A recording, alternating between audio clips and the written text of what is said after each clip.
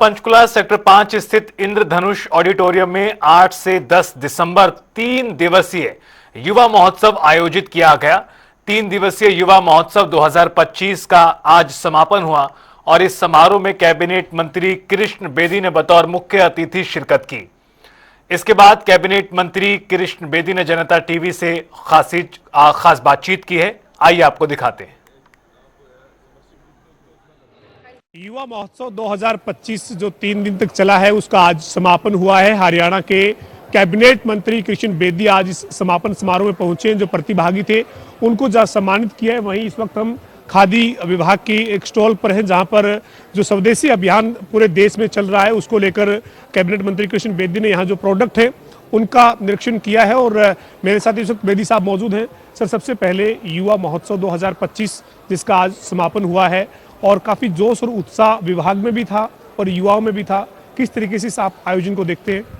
युवा एवं उद्यमिता विभाग हरियाणा का एक 3 दिवसीय युवा महोत्सव 2025 इंद्रधनुष स्टेडियम पंचकुला की इस पावन पवित्र स्थान पर हमारे विभाग के माननीय मंत्री और माननीय मुख्यमंत्री जी के दिशा निर्देशानुसार हमारी टीम, हमारे विभाग के प्रिंसिपल सेक्रेटरी आदरणीय रंजन जी और डॉक्टर विवेक जी और सारी टीम ने बेहतरीन उत्सव का आज समापन किया। और इस समापन अवसर पर मुझे आप सभी के बीच में रहने का मौका मिला। हरियाणा के विभिन्न कोनों से आए, जो हमारा आने वाला भारत है, जो हमारा आने वाला हरियाणा है, उसमें किसान भी होंगे, उसमें वैज्ञानिक भी होंगे और उसमें मेडिकल और शिक्षा जगत में बड़ा नाम करने वाली टीम और सांस्कृतिक कार्यक्रमों में पार्टिसिपेट करने वाली टीम, हर प्रकार की अपनी प्रतिभा का जौहर दिखाने का हमारे युवा बच्चों को मौका मिला। मैं भूरी भूरी प्रशंसा करता हूं युवा एवं उद्यमिता विभाग के सभी अधिकारियों का, हमारे माननीय मंत्री गौरव गौतम जी की सोच का और इस प्रकार की आयोजन और इस आयोजन के अंदर युवाओं का बढ़ चढ़कर पार्टिसिपेट करना और उन बच्चों के लिए लगभग 1200 बच्चे 3 दिन पंचकुला की धरती पर रहे। और मैंने जब व्यक्तिगत उनसे बात की तो सभी ने कहा कि बड़ी अच्छी सुविधाएं विभाग ने और अधिकारियों ने हम सबको यहाँ उपलब्ध कराई। उनके टीचिंग और नॉन टीचिंग स्टाफ भी उनके साथ था।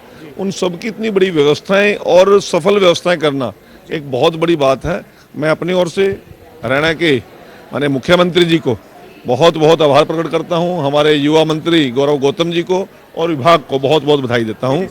परंतु अभी आपने कहा कि स्वदेशी स्वदेशी बैंक से, लेकिन उससे पहले जो ये आपका टाइटल था यहाँ पर युवा महोत्सव 2025 का, इसमें लिखा हुआ था कि विकसित हरियाणा 2047 और विकसित भारत 2047। आपने मंच में भी कहा कि कुछ दिन बाद ये युवा प्रधानमंत्री के सामने अपना जो अपनी जोहर है वो दिखाएंगे, अपनी प्रतिभा को दिखाएंगे और 2026 कुछ दिन के बाद आगाज हो रहा है, 2047 की तरफ हम बढ़ेंगे। तो आपको लगता है सर कि युवाओं की भागीदारी बहुत ज्यादा महत्वपूर्ण रहने वाली है? दुनिया का सबसे युवा कंट्री है, देश है हमारा, और हरियाणा की भागीदारी उसमें बहुत महत्वपूर्ण है। और देश के प्रधानमंत्री जी ने जिस प्रकार से 2047 का हमारा 100 वर्ष होगा जब देश की आज़ादी का, उसको विजन बनाकर जिस प्रकार देश के प्रधानमंत्री जी ने लोगों के बीच में एक इच्छा जागृत की है कि 2047 में किस प्रकार देश हो, कैसा हमारा यूथ हो, कैसी हमारी साइंस हो और किस प्रकार से हमारा मानव जीवन हो। और जिस प्रकार वृक्षों का कटाव किया, हमने अपने संसाधनों का कुछ गलतियों की वजह से दोहन किया, हमारी नदियां अपवित्र हुई, असुरक्षित हुई, उनका एक विजन लेके देश के प्रधानमंत्री चल रहे हैं। और खेती के अंदर जिस प्रकार से फंडामेंटल्स चेंज आने चाहिए थे, यूरिया का, डीएपी का, पेस्टिसाइड का, वो हमारे ही जीवन को खतरा बन गया। जो एक हरित क्रांति थी, हरित क्रांति ने पेट तो भरा परंतु जीवन छोटा कर दिया। उसमें जिस प्रकार से खाद का, पेस्टिसाइड का उपयोग हमारे किसानों ने धुआंधार किया, पानी सेविंग का, कंजर्वेशन का कोई विचार ही हमारे दिमाग में नहीं था।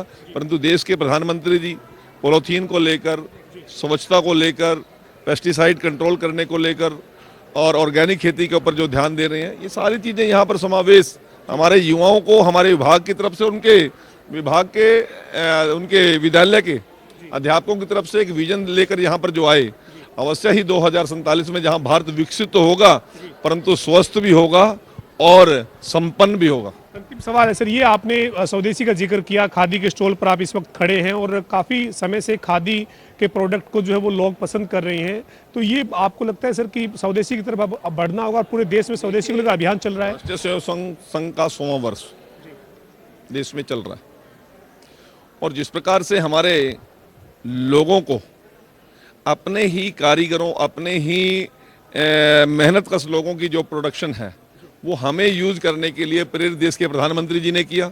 हमारे मुख्यमंत्री जी लगातार इस पर जोर दे रहे हैं और पूरे देश के अंदर एक वातावरण बना है कि स्वदेशी यदि हम अपनाएंगे तो देश आत्मनिर्भर भी होगा और हमारा जो कारीगर है, जो हमारी कलाकारी मल्टीनेशनल कंपनीज ने उनको हमारे हाथ से छीन लिया था, उनको केवल कलाकारों को, मेहनत कशों को और उन चीज़ों के मैन्युफैक्चरर को, छोटे छोटे सेमी जो हमारे उद्योग हैं, उन उद्योगों का बढ़ावा देने वाले लोगों का जीवन ही ले लिया था।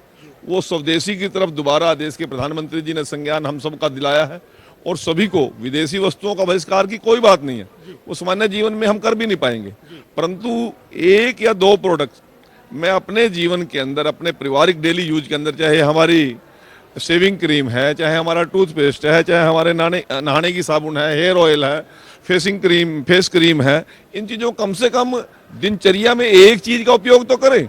अब मैं बहुत जल्दी में था, परंतु हमारे अधिकारियों ने कहा कि नहीं, खादी पे चलना चाहिए। खादी स्टॉल लगा हुआ है मंत्री जी, एक जैकेट आपको अब लेनी चाहिए। तो जब मेरे को वो बात ध्यान में आई, आत्मनिर्भर भारत वाली बात, जिसका हम सारा दिन प्रचार कर रहे हैं, तो इन कारीगरों को, इन मेहनत कश लोगों को मजबूती मिलेगी और यदि देश का अधिकारी भी इस बात को सोचता है तो अवश्य ही हमारा जो गांव में बसने वाला, जो हमारी इकोनॉमी को मजबूत करने वाला व्यक्तित्व है, जो टीम है, उसको जब ताकत मिलेगी तो देश आत्मनिर्भर भी होगा और देश मजबूत भी होगा।